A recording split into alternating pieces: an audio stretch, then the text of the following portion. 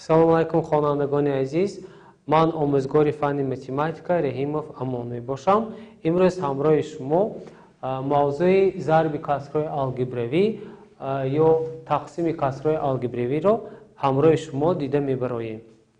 Яъне мавзӯи имрӯзии мо ба зарби касрҳои алгебравӣ ва тақсими касрҳои алгебравӣ бахшида шудааст, ки онро бо қисми назариявӣ ва қисми амалӣ дида мебароем.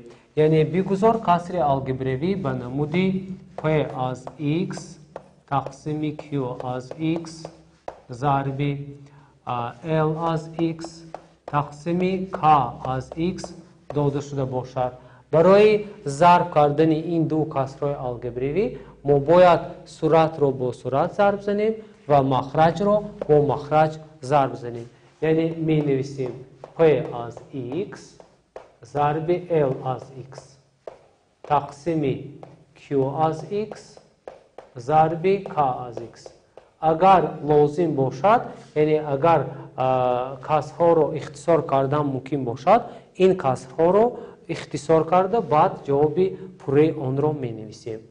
Тақсими касрҳои алгебравӣ бошад, айнан мисли зарб иҷро карда шуда, дар аввал касри якумро менависем ва дар дуюм касрро ба баръаксаш иваз мекунем, яъне ки тақсимро ба зарб иваз карда менависем.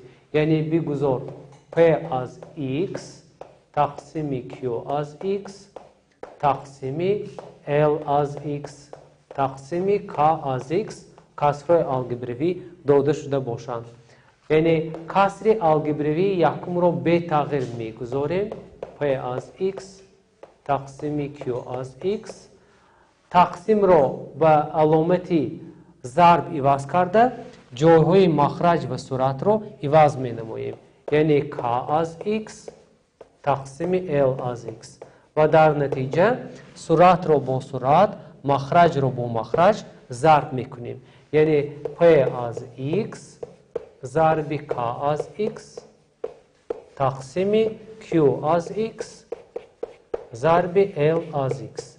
пайдо мешавад, ки ин қоидаи якум ва ин қоидаи дуюм ба ҳисоб меравад. Анакнун ин ду қоидаҳоро истифода бурда истода ҳамроҳи шумо якчанд мисолҳои мушаххасро дида мебароем. Яъне мавзӯи имрӯзии моро мустаҳкам мекунем. Мисоли якум. Дар мисоли якум чунин омадааст: 2x тақсими y зарби y квадрат тақсими 4x. талаб карда мешавад, ки ин ду касрҳои алгебравиро мо бояд зарб кунем. мувофиқи қоидаи якум мо бояд суратро бо сурат ва махраҷро бо махраҷ зарб кунем. дар натиҷа ихтисор мекунем, яъне 2x-ро бо 4x ихтисор карда чунин менависем: 1 2 y-ро бо y ихтисор намуда ба мо пайдо мешавад y тақсими 2. ин аст гӯё мисоли якум, ки дар он ду касрҳои алгебравӣ зарб карда шуданд. Анакнун мисоли дуюмро мебинем. Дар мисоли дуюм чунин омадааст: x минуси y тақсими 5 зарби 2 тақсими x минуси y. мо метавонем сурат бо сурат, махраҷ бо махраҷ зарб накарда якбора ихтисор кунем онҳоро. Яъне азбас ки x минус y онҳо ифодаҳои якхеланд, мо онҳоро ихтисор карда метавонем. 10 ба 5 карати аст, ҳангоми 10-ро ба 5 тақсим кардан ба мо 2 пайдо мешавад. 2 тақсими 1 ин ба адади 2 баробар аст, ки гӯё мо ду касрҳои алгебравиро бо ҳам зарб кардем. Анакун биёед мисоли сеюмро дида мебароем, ки дар он касри якуми алгебравӣ ба касри дуюми алгебравӣ тақсим карда шуда истодааст. Яъне x квадрат минуси y квадрат тақсими 4x тақсими x минуси y тақсими 8x. яъне касри якум ба касри дуюм тақсим карда шуда истодааст. касри якумро бетағйир мегузорем: x квадрат минус y квадрат تقسیم 4x. علامت تقسیم رو موافق قاعده دوم به ضرب عوض میکنیم، ضربی، و جاهای صورت و مخرج رو عوض میکنیم. 8x تقسیم x مینوس y. از بس که 8x 4x این افاده های یخیله می باشند، یعنی 8 به 4 کرتی است، به 2 تقسیم می شود، 1 2. موافق فرمولای ضرب مختصر x کوادرات مینوس y کوادرات رو چنین نوشتن ممکن است، x مینوس y x پلوس y و هم ضرب 2 تقسیم در اینجاست با x مینوس y باقی میماند. از بس که x مینوس y x مینوس y یک خیله پیدا شدن، آنها رو اختصار میکنیم و چنین نتیجه برداری کرده می شود. این است نتیجه مثال سیوم. اکنون مثال چهارم رو همراه شما دیده میبریم. در مثال چهارم دو کسرهای الگبروی رو ما باید ضرب کنیم. یعنی که کسر یکم به مینوس 9 تقسیم 2x ضرب مینوس 5x تقسیم 3 برابر است. هنگامی دو عددهای منفی را ضرب کردن با ما عددی مثبت حاصل می شود و در نتیجه 9 ضرب 5x و 2x ضرب 3 حاصل می شود که برابر است. اکنون عددهای 9 و 3 را اختصار می کنیم و تغییرابنده های مانند x و x را اختصار کرده چنین کسر الگبروی را پیدا می کنیم. یعنی در نتیجه 3 ضرب 5 15 حاصل می شود تقسیم 2 ضرب 1 به 2 برابر است. این کسر عادی است، یعنی کسر الگبروی عادی. هنگام 15 را به 2 تقسیم کردن با ما کسر دهی 7/5 حاصل می شود. اکنون شروع می کنیم به مثال پنجم. در مثال پنجم چنین آمده است کسرهای زیرین رو ساده کنید، یعنی کسر یکم رو به کسر دوم باید تقسیم کرد. برای تقسیم این دو کسرها کسر یکم رو به تغییر می گذاریم. به جای علامت تقسیم علامت ضرب رو می گذاریم و آنها رو جای عوض می کنیم. 3x مینوس 9 یعنی جای مخرج و صورت عوض کرده می شود. اکنون ساده می کنیم مخرج یکم رو a تقسیم از x کوادرات مینوس 3x تغییرابنده یخیله ضربشنده یخیله x رو از قوس برآورده حاصل می کنیم x مینوس 3 یعنی x کوادرات رو به x تقسیم کرده x می نویسیم، x کوادرات رو به x رو به 3x تقسیم نموده 3 رو حاصل می کنیم. ضربی عیناً همینطور از عددهای 3 و 9 که آنها به 3 کرتیان 3 رو از قوس همچون عدد دومی از قوس می براریم. در نتیجه x مینوس 3 تقسیم a در درجه 3 حاصل می شود. اکنون اختصار می کنیم. x مینوس 3 با x مینوس 3 اختصار می شود. a با 3 اختصار شده و ما a در درجه 2 حاصل می کند. یعنی در نتیجه با ما 3 تقسیم x ضرب a در درجه 2 حاصل می شود که این نتیجه آخرانی مثال 5 به حساب می رود. اکنون در مثال ششم باشد طلب کرده می شود که کسر داده شده rx جمع r کوادرات تقسیم x کوادرات با x جمع r تقسیم x تقسیم کرده شود. ساده می کنیم از صورت کسر یکم از بس که دو ضربشنده های r موجود است r را از قوس می براریم. در نتیجه x جمع r تقسیم x کوادرات باقی می ماند و به جای تقسیم ضرب رو نوشته جای عوض می کنیم، یعنی x رو به جای x جمع r می گذاریم و حاصل می کنیم.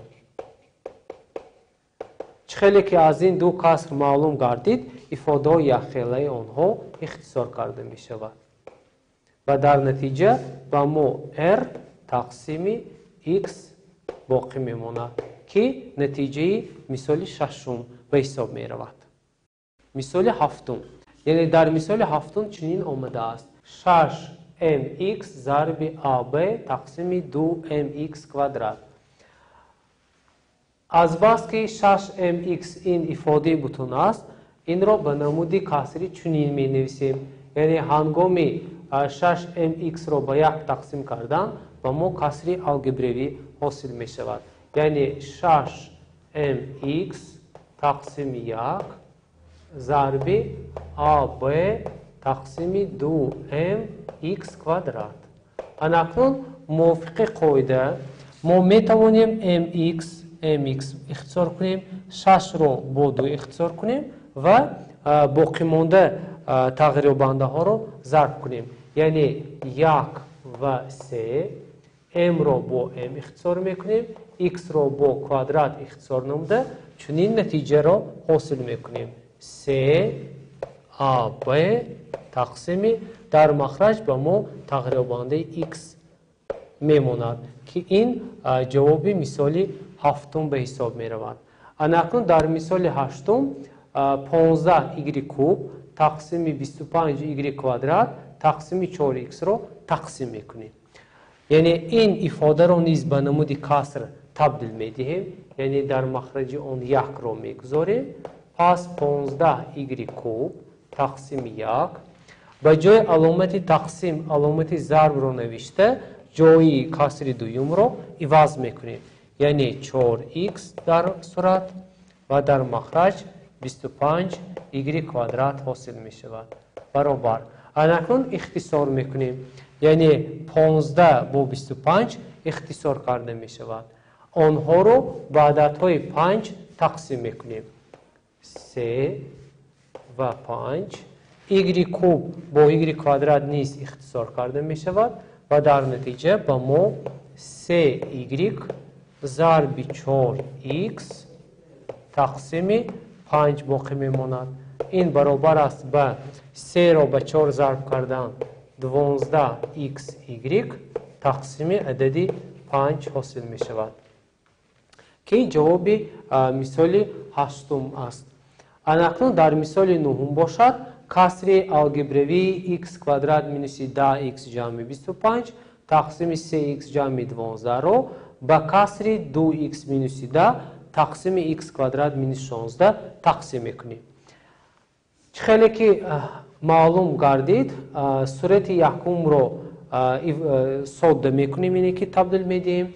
از مخرج کسر یکم 3 رو از قوس میبریم و در نتیجه x مینوس 5 در کوادرات تقسیمی 3 رو از قوس میبریم x جمع 4 و جای تقسیم علامت ضرب رو گذاشته جای عوض میکنیم. یعنی x کوادرات مینوس 16 تقسیم 2x مینوس 10.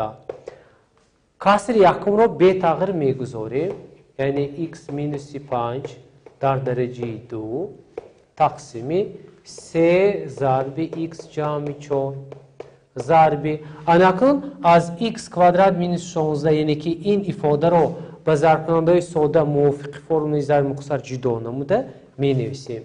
x مینوس 4 ضرب x پلوس 4 تقسیم از ifade 2 و 10 ما که آنها به 2 کرتیان 2 رو از قوس می براریم و چنین ifade رو حاصل میکنیم. x جمع 4 با x جمع 4 اختصار می شود. x مینوس 5 با کوادراتیان اختصار شده و ما x مینوس 5 ضرب x مینوس 4 تقسیم 3 را به 2 ضرب کنیم عددی 6 حاصل می شود که جوابی مثال نهم به شمار می رود. مثال دهم را دیده می براییم. در مثال دهم کسر یکم را به کسر دوم باید تقسیم کرد. یعنی برای تقسیم کردن کسر یکم به کسر دوم کسر یکم را به ضرب کننده ساده جدا میکنیم. یعنی x مینوس 4 ضرب x پلوس 4 تقسیم 8x کوادرات رو به تغییر میگذاریم ضرب جاهای مخرج و صورت آن را عوض کرده چنین حاصل میکنیم. در نتیجه ifade های اخیری آنها اختصار کرده می شوند.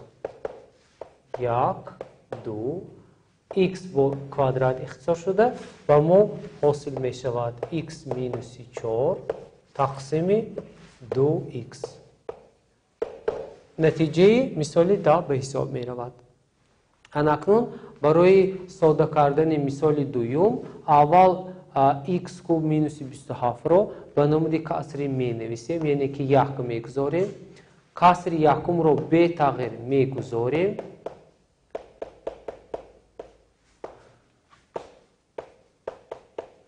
هنگام تقسیم کردن آن به جای ضرب تقسیم ضرب رو گذاشته با برعکسش عوض میکنیم. یک رو با بالا x کوب مینوس 27 رو با پایان می نویسیم. اکنون x کوب مینوس 27 رو موافق فرم ضرب مختصر به دو ضرب کننده جدا میکنیم. یعنی x مینوس 3 ضرب x کوادرات جمع 3x جمع 9 حاصل می شود. در نتیجه با ما دو ifade های یخخیله پیدا شد. آنها را اختصار کرده حاصل میکنیم یک تقسیم x جمع 3 ضرب x طرح 3 برابر. با ساده کردن میتوانیم از بس که x جمع 3 ضرب x مینوس 3 با ما فرم ضرب مختصر را میدهد. چنین نوشته ممکن است x کوادرات مینوس 9. این جواب مثال 11 به حساب می رود. اکنون در مثال 12 هم طلب کرده می شود که دو کسرهای الگبروی باید ضرب کرده شوند. پیش از ضرب کردن این دو کسرهای الگبروی کسر یکم را تبدیل می دهیم و کسر دوم را به تغییر گذاشته آنها را اختصار می کنیم. یعنی با ضرب کننده ساده جدا می کنیم. y مینوس 2 ضرب y کوادرات جمع 2y جمع 4 موافق فرم ضرب مختصر این به ضرب کننده ساده جدا کرده شد. y کوادرات مینوس 9 رو به ضرب کننده ساده نیز جدا کرده می نویسیم ضرب y جمع 3 تقسیم y کوادرات جمع 2y جمع 4. در نتیجه از بس که y جمع 3 با y جمع 3 مانند است اختصار کرده می شود. y کوادرات جمع 2y جمع 4 با مخرج کسر دیگر نیز مانند است اختصار کردیم و باقی مانده ضرب شونده ها رو می نویسیم. یعنی y مینوس 2 تقسیم y مینوس 3 که نتیجه آخرانی مثال 12 هم به حساب می رود. خوانندگان عزیز با همین موضوع امروزی ما به انجام رسید. خیر سلامت باشید.